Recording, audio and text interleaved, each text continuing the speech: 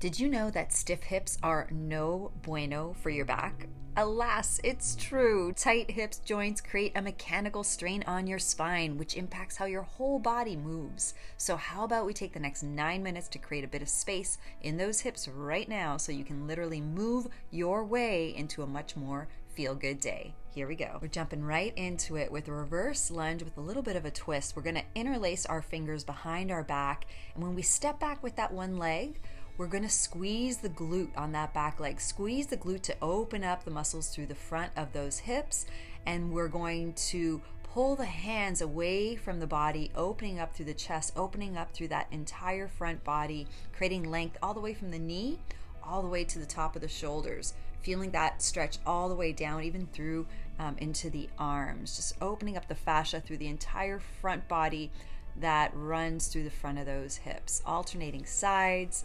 And of course, the most important part is breathing into those side ribs. Great job. Let's switch it up. We're gonna take that lunge into a slightly different plane now. So we're gonna drop into a curtsy lunge with a bit of a twist.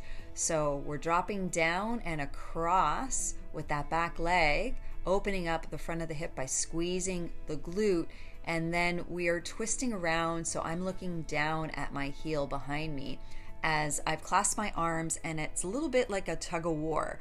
So one arm is overcoming the force of the other, and the one opposite arm is resisting. So think of a tug of war as you twist across your body, and that's going to give you more of an active stretch. So we're strengthening and lengthening as we create that sense of spaciousness through the front of the body, through the front of those hips, all the way down through the front of those thighs even.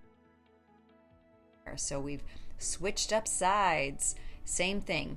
We're curtsying like you're doing a reverse lunge back and then across your body.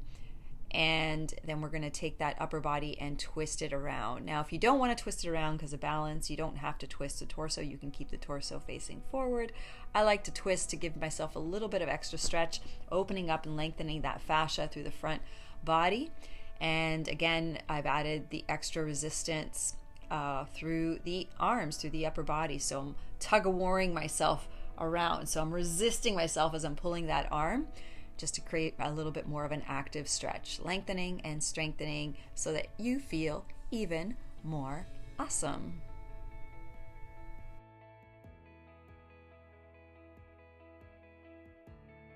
We're gonna take it into, admittedly, one of my least favorite moves to do, these reverse tabletops. And why it's my least favorite is because I'm so tight through my upper body and even through my hips. So it shows here. Can you see that? But look, I'm here doing it. So I encourage you to do it as well. So I've basically gotten into a reverse tabletop. My hands are facing away from me. You're gonna squeeze the booty to raise those hips up to the sky to the best of your ability.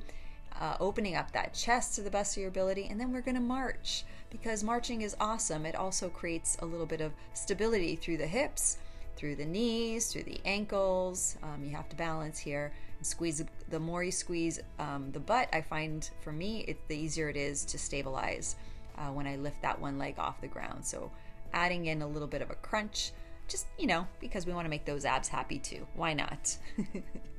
All right, so this next stretch is actually one of my favorites, and it's a little bit different than you might see it done normally. So I'm getting into a child's pose, and look, notice my palm is upwards, facing up to the sky, or it can be your thumb that faces up to the sky.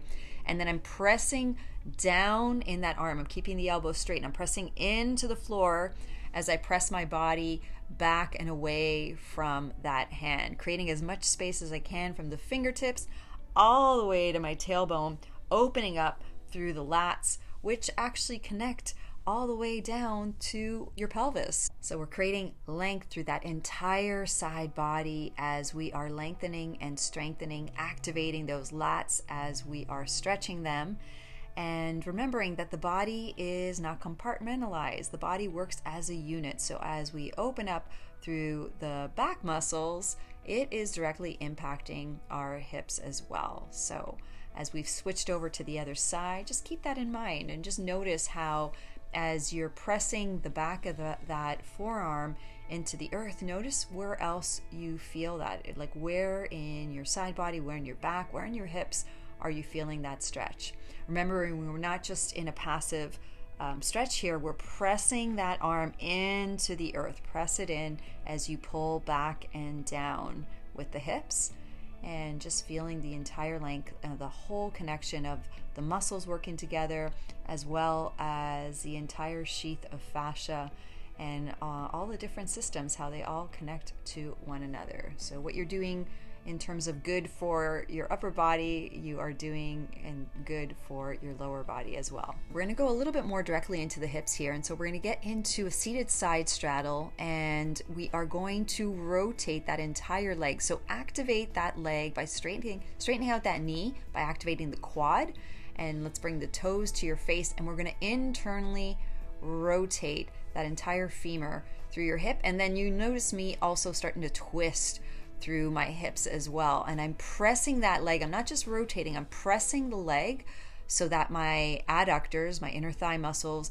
get activated as well. So I'm pressing that leg into the earth to open up the muscles right around the groin, creating a little bit more space through other parts of those hips is going to impact everything. Just feel how good that's, this is like one of my favorite stretches. So I just love the way my legs feel after doing this little bit of rotation. And if you think about it, so we've switched sides here, but just notice here, and just don't take my word for it, but when you're walking around and living your life in the world, like the way you sit, the way you drive, you'll notice you're usually externally rotated with those legs. And so it's kind of nice to internally rotate and activate those inner thigh muscles as well, because they tend to be a little bit more stretched out throughout the day. So pay attention. You'll see your feet, your knees, they might rotate out when you're sitting, when you're driving, when you're walking, and just feel what it feels like to just be a little bit more conscious in terms of creating space and activation through those internal rotators and those adductors, those inner thigh muscles.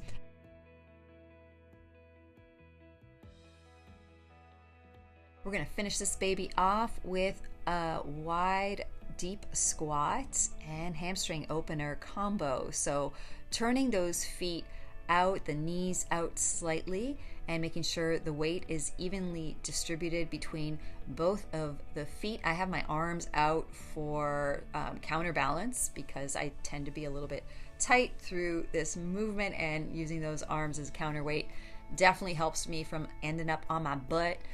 Feel free to use a table or a chair, and obviously don't come down as far if you can't get your butt down as far as I am here.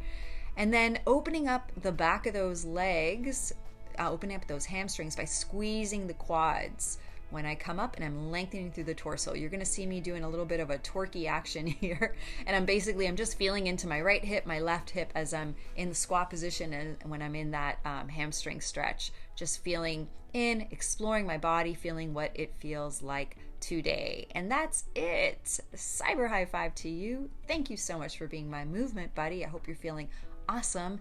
And hey, if you want a little bit more exercise, you want a little bit more movement, how about checking out this video next? I will meet you on the mat.